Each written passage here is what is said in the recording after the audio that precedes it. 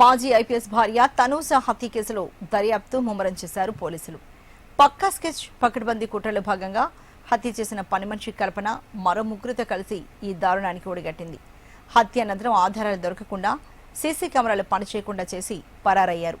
Technical evidence ఆధారంగా నిందితుల జాడలను తెలుసుకునేందుకు పోలీసులు తీవ్రంగా ప్రయత్నిస్తున్నారు.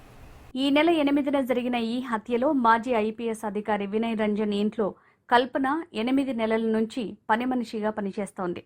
ఎంతో నమ్మకంగా పనిచేస్తోంది.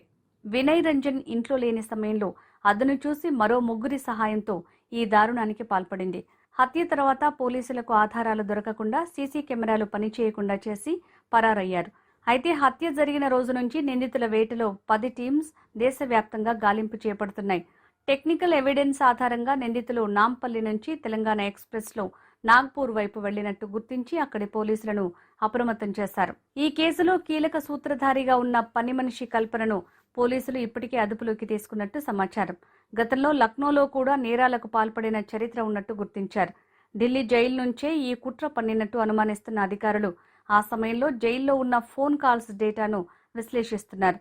సాహు అనే నేరస్తుడి నాయకత్వంలోని ముఠా వివరాల్ని క్రైమ్ రికార్డ్స్ ద్వారా సేకరించారు. నిందితురాలిని రహస్యంగా విచారిస్తున్నట్లు తెలుస్తోంది. ఆమెను త్వరలోనే హైదరాబాద్ కు తీసుకువచ్చే అవకాశం ఉంది. కల్పనతో పాటు ఈ ఘాతుకానికి ఒడిగట్టిన మరో ముగ్గురు ముఠా సభ్యుల కోసం ముంబై, పాట్నా, ఇండో నేపాల్ సరిహద్దుల్లో పోలీసులు జల్లెడ పడుతున్నారు. నిందితులు పరారైన మార్గంలో ఉన్న 6 ఆటోల నంబర్లు, నాంపల్లి రైల్వే స్టేషన్ సీసీటీవీ ఫుటేజ్లను పోలీసులు సేకరించారు. హత్య అనంతరం ఇంటి పక్కన ఉన్న పార్కు గుండా బయటికి వెళ్లి ఆటోలో నాంపల్లి రైల్వే స్టేషన్ కి వెళ్లారు. అక్కడి నుంచి తెలంగాణ ఎక్స్ప్రెస్ ఎక్కి మహారాష్ట్ర వైపు వెళ్లినట్టు గుర్తించారు. Hyderabad police commissioner VC Sajjanar ఈ కేసును ప్రతిష్టాత్మకంగా తీసుకున్నారు. నిందితులు దేశం దాటకుండా ఇండో నేపాల్ సరిహద్దులో నిఘాను కట్టుదిట్టం చేశారు. దొంగిలించిన భారీ నగదు, బంగారం ముంబైలో దాచినట్టు గుర్తించిన పోలీసులు ఆ సొత్తును రికవరీ చేసే పనిలో ఉన్నారు. నమ్మిన యజమానిని అత్యంత కిరాతకంగా చంపి నగలతో ఉడాయించిన ఈ నేపాలీ ముఠాల ఆట కట్టించేందుకు పోలీసులు సర్వశక్తులా ప్రయత్నిస్తున్నారు. అతి తొందరలో నిందితుల వివరాలు వెల్లడిస్తామని చెప్తున్నారు.